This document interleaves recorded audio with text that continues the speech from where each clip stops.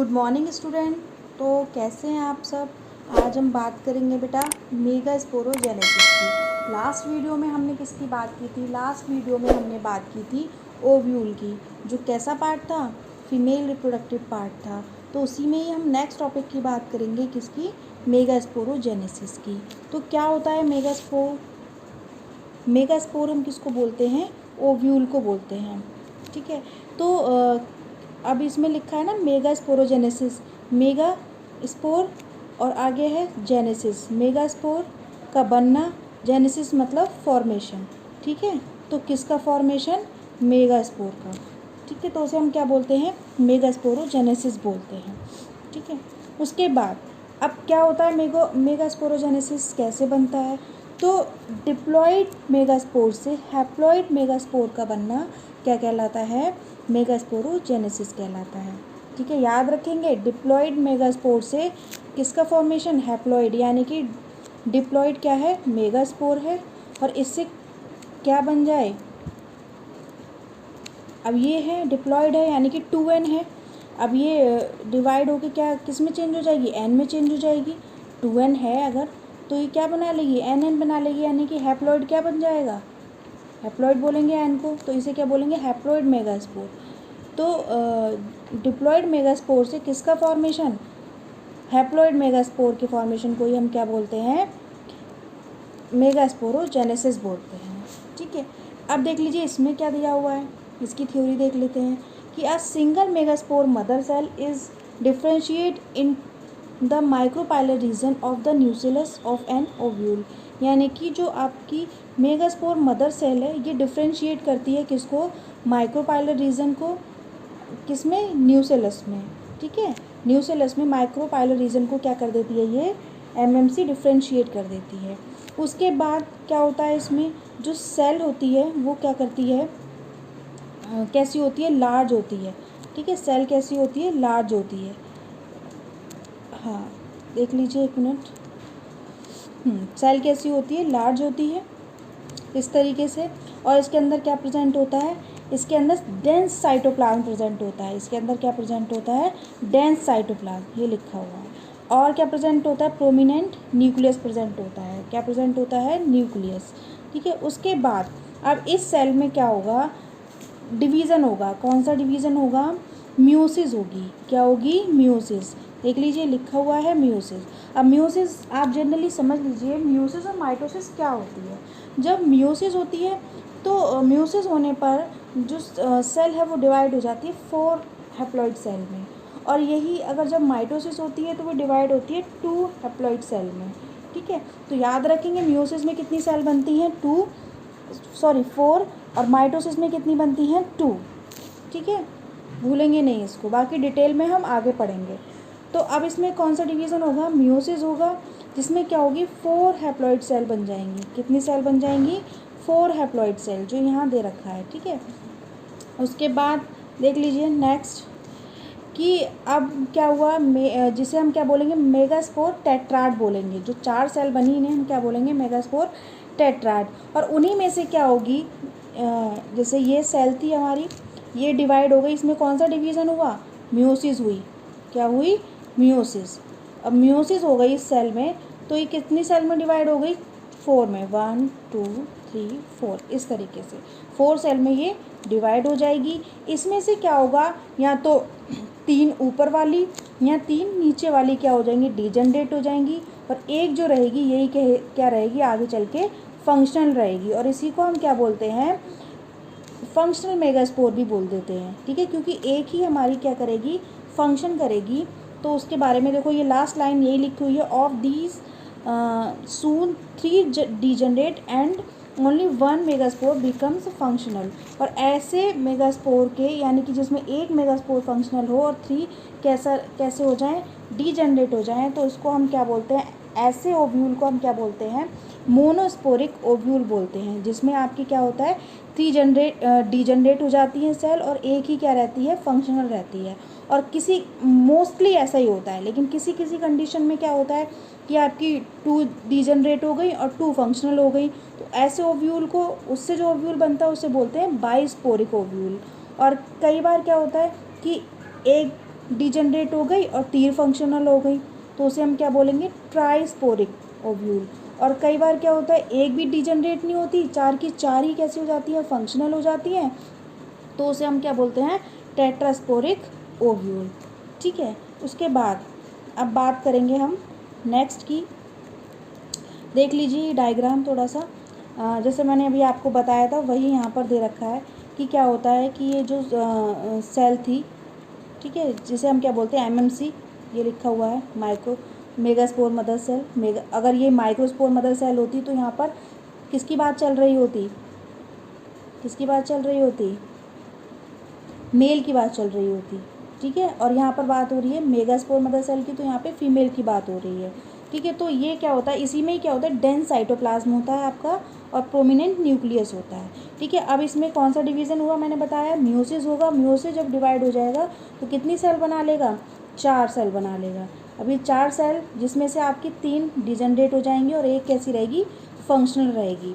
ठीक है। ये तो क्या था आपका मेगास्पोरोजेनेसिस। अब हम इसमें आगे बात करेंगे किसकी, डेवलपमेंट ऑफ फीमेल गैमेटोफाइट, कि जो फीमेल गैमेटोफाइट है उसका डेवलपमेंट कैसे होगा। तो समझ लीजिए मोस्ट इम्पॉर्टेंट है, एग्जाम में बहुत पूछा जाता है। तो देख लीजिए द फीमेल गैमेटोफाइट, देख लीजिए क्या लिखा हुआ है, the female gametophyte develop from a single megaspore. जो फीमेल गैमेटोफाइट है, जो सिंगल, मैंने अभी बताया था कि सिंगल क्या होती है, मेगास्पोर ही फंक्शनल होती है, और उसी सिंगल मेगास्पोर से ही किसका डेवलपमेंट होता है, उसी से ही डेवलपमेंट होता है फीमेल गैमेटोफाइट का। किसका होता है, फीमेल गैमेटोफाइट का, और जिसे हम क्या बोल देते हैं, मोनोस्पोरिक डेवलपमेंट, जो मैंने अभी आपको बताया था, जिसमें क्या होता है 3 डिजनरेट हो जाती हैं और एक ही फंक्शनल रहती है। ठीक है। उसके बाद जो फंक्शनल वाली थी उसमें अब क्या होगा, अब उसमें डिवीज़न होगा, कौन सा, माइटोसिस। कौन सा होगा, माइटोसिस। और माइटोसिस में मैंने क्या बताया था, कितनी सेल बनती हैं, 2 सेल बनती हैं। कितनी सेल बनती हैं, 2। और म्यूसिस में कितनी बनती हैं बच्चे, म्यूसिस में बनती हैं आपकी 4 सेल। ठीक है, याद रखेंगे। उसके बाद अब अटिपिकल एंजियोस्पर्म एम्ब्रियोसैक, ये चीज़ हम अभी आपको बताएंगे कि जो अटिपिकल एंजियोस्पर्म है उसके एम्ब्रियोसैक में 8 न्यूक्लिएट होते हैं और सेल कितनी होती हैं, 7। ठीक है, सेल कितनी होती है, 7, और न्यूक्लियस कितने होते हैं, 8। तो कैसे होते हैं वो देख लीजिए, इस डायग्राम के थ्रू समझेंगे। तो मैंने आपको अभी क्या बताया था, इसमें क्या होता है कि इसमें 3 डिजनरेट हो जाती हैं और एक फंक्शनल होती है, और उसमें कौन सा डिवीज़न होगा, अब माइटोसिस होगी। माइटोसिस कितने में टूट जाती है, माइटोसिस में क्या होता है, सेल कितने में डिवाइड हो जाती है, माइटोसिस में सेल 2 में डिवाइड होती है। ठीक है। तो अब इसमें कौन सा डिवीज़न होगा, माइटोसिस होगा। ठीक है। अब देख लीजिए, अब जैसे ये 3 थी, ये 3 क्या हो गई, डिजनरेट हो गई। ठीक है। अब ये एक बची जो फंक्शनल रही, इसमें क्या हुआ, माइटोसिस हुआ। तो माइटोसिस में ये कितनी सेल में डिवाइड हो गई, 2 में। आप देख रहे हैं एक सेल ये है, एक सेल ये है। ठीक है। अब इसमें ये तो हो गया फर्स्ट माइटोटिक डिवीज़न।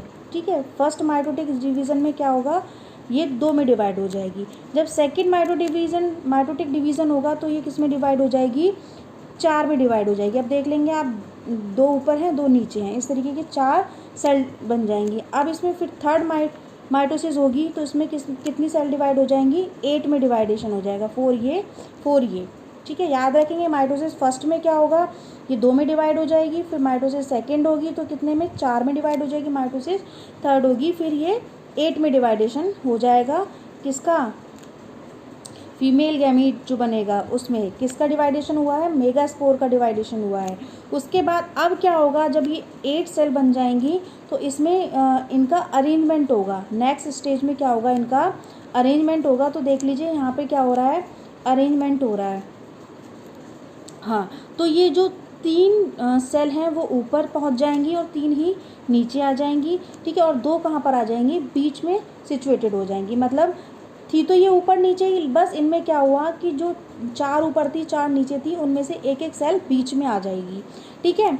जो ऊपर वाली सेल होंगी इसको हम क्या बोलेंगे, एंटीपोडल सेल बोलेंगे, और जो नीचे वाली सेल होंगी इनको 2 को तो हम बोलेंगे सिनर्जिड्स और एक को बोलेंगे हम एग सेल, और जो बीच में 2 कलेक्ट हुई थी इन्हें हम क्या बोलेंगे, पोलर न्यूक्लियाई।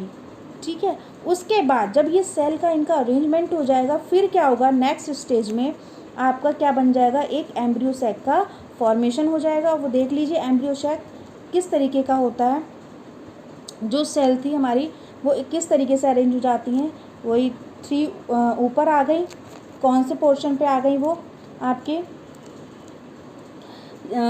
ये ऊपर वाला एंड जो होता है उसे हम क्या बोलते हैं, चलाजा एंड, और जो नीचे वाला होता है उसे हम क्या बोलते हैं, उसे क्या बोलते हैं हम, माइक्रोपाइलर एंड। याद रखेंगे माइक्रोपाइलर रीजन के अपोजिट साइड में कौन सा एंड होता है, चलाजा एंड होता है। ठीक है, तो जो चलाजा एंड होता है यहाँ पर कौन सी सेल होती हैं, एंटीपोडल सेल होती हैं। कौन सी सेल होती हैं, एंटीपोडल। ठीक है, उसके बाद जस्ट नीचे कौन सी सेल होती हैं आपकी, 2 सिनर्जिड्स होती हैं, ये और ये आपको दिखाई दे रही हैं, देखो ये और ये। उसके बाद एक कौन सी होती है, फीमेल गैमीट, ये वाली जिसे हम एग सेल भी बोलते हैं। ठीक है, और जो 2 बीच में जो आ जाती है उन्हें हम क्या बोलते हैं, फ्यूजिंग पोलर न्यूक्लियाई। ठीक है, यानी कि ये जो बीच में जो सेल आ जाती है ये एक सेल बन जाती है जिसमें 2 न्यूक्लियस प्रेजेंट होते हैं। याद रखेंगे जो बीच में सेल आई है वो सिंगल सेल होती है और उसमें 2 न्यूक्लियस प्रेजेंट होते हैं, इसीलिए इसको क्या कहा जाता है, 8 न्यूक्लियाई और 7 सेल। क्या कहा जाता है इसको, 8 न्यूक्लियाई और 7 सेल। ठीक है, और ये किसका डेवलपमेंट हो जाता है, कम्प्लीटली फुली एम्ब्रियो सैक का। किसका डेवलपमेंट होता है, कम्प्लीटली फुली एम्ब्रियो सैक का। इसे एक बार रीड करेंगे, किसी को कोई डाउट होगा तो बच्चे पूछेंगे। ठीक है, अब हम बात करेंगे नेक्स्ट टॉपिक की। इसमें नेक्स्ट टॉपिक आपका क्या आ जाता है, पॉलिनेशन। नेक्स्ट टॉपिक आपका क्या आता है, पॉलिनेशन की बात करेंगे। तो क्या होता है पॉलिनेशन, समझेंगे। पॉलिनेशन देख लीजिए कि मैंने आपको बताया था कि एक पार्ट होता है मेल पार्ट और एक होता है फीमेल पार्ट। इस तरीके का ही तो स्ट्रक्चर होता है इनका। ठीक है, तो ये तो हो गया हमारा कैसा, मेल पार्ट, ये कैसा हो गया, फीमेल पार्ट। ठीक है, तो जो मेल पार्ट होता है उसके पास क्या प्रेजेंट होते हैं, मेल रिप्रोडक्टिव ऑर्गन क्या होते हैं, एंथर होता है। एंथर में ही क्या प्रेजेंट होते हैं, पोलन ग्रेन्स प्रेजेंट होते हैं। क्या प्रेजेंट होते हैं, पोलन ग्रेन्स। ठीक है, और इनके पास क्या होते हैं, ओव्यूल्स, जिसे हम क्या बोलते हैं, एग। अब जो पोलन ग्रेन्स थे यानी कि इनके पास एंथर में क्या प्रेजेंट थे, पोलन ग्रेन्स। ये जब किसके पास जाते हैं, फीमेल पार्ट के पास जाते हैं, यानी कि पोलन ग्रेन्स का फीमेल पार्ट के पास जाना ही क्या कहलाता है, पॉलिनेशन कहलाता है। क्या कहलाता है, पॉलिनेशन। पॉलिनेशन पोलन से ही बना है, ऐसे याद रखेंगे। पोलन्स का ट्रांसफ़र हो रहा है किसके पास, स्टिग्मा के पास। स्टिग्मा से होते हुए कहाँ पर पहुँच रहे हैं, स्टाइल से होते हुए ओव्यूल्स के पास, और इनसे फर्टिलाइज कर रहे हैं। ठीक है, यानी कि बस कितना, फीमेल पार्ट का, फीमेल पार्ट में किसका, पोलन ग्रेन्स का किसके पास जाना, फीमेल पार्ट के पास जाना। मेल पार्ट का फीमेल पार्ट के पास जाना ही क्या कहलाता है, पॉलिनेशन कहलाता है। ठीक है बच्चे, तो यही इसमें लिखा हुआ है। बाकी अब देखेंगे कि कितने तरीके का होता है पॉलिनेशन। तो कितने तरीके का होता है, मेनली ये 3 तरीके का होता है। ठीक है, सबसे पहला हो गया ऑटोगैमी, दूसरा होता है जिटेनोगैमी, तीसरा होता है आपका जीनोगैमी। तो देखेंगे ऑटोगैमी किसे बोलते हैं, जीनोगैमी किसे बोलते हैं, और जिटेनोगैमी किसे बोलते हैं और जीनोगैमी किसे बोलते हैं। तो ऑटोगैमी नाम से ही समझ में आ रहा है, ऑटो मीन्स सेल्फ। तो इसमें क्या होगा कि जो पोलन ग्रेन्स होंगे, यानी कि आपको पता है pollen grains male reproductive part है और ओव्यूल्स कैसा है, फीमेल रिप्रोडक्टिव पार्ट है।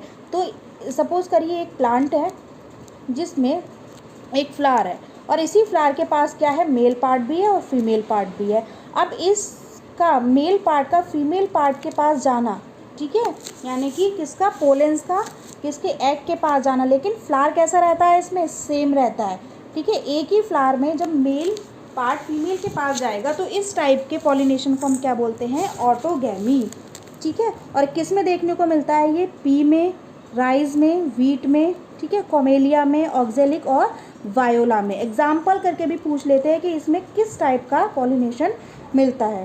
ठीक है, सेकंड होता है आपका जिटेनोगैमी। इसमें क्या होता है कि आपका प्लांट सेम रहता है। ठीक है, प्लांट कैसा रहेगा, सेम रहेगा, और फ्लावर कैसा हो जाएगा, चेंज हो जाएगा। यानी कि एक फ्लावर है सपोज करिए ये, दूसरा फ्लावर क्या है ये, लेकिन ये प्लांट क्या है, सेम है, एक ही प्लांट पर ही ये फ्लावर लगे हुए हैं।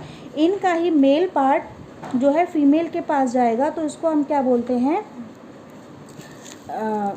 जिटेनोगेमी। ठीक है, तो ये किस में देखने को मिलता है, कुकुरबिट्स में ऐसा देखने को मिलता है। बच्चे याद रखेंगे इसमें प्लांट कैसा रहेगा, सेम रहेगा, बट क्या हो जाएंगे चेंज, फ्लावर चेंज हो जाएंगे। ठीक है, फीमेल फ्लावर अलग होगा और मेल फ्लावर अलग होगा, उसके ही पोलन ग्रेन्स किसके पास जाएंगे, फीमेल के पास जाएंगे। ठीक है, और नेक्स्ट आ जाता है आपका क्या, जीनोगेमी। जीनोगेमी में क्या होगा, आपका प्लांट ही चेंज हो जाएगा, मतलब एक प्लांट पे जो मेल फ्लावर होगा उसके पोलन ग्रेन्स दूसरे प्लांट के फीमेल पार्ट पर जाएंगे, यानी कि फीमेल रिप्रोडक्टिव पार्ट से अटैच होंगे जाकर।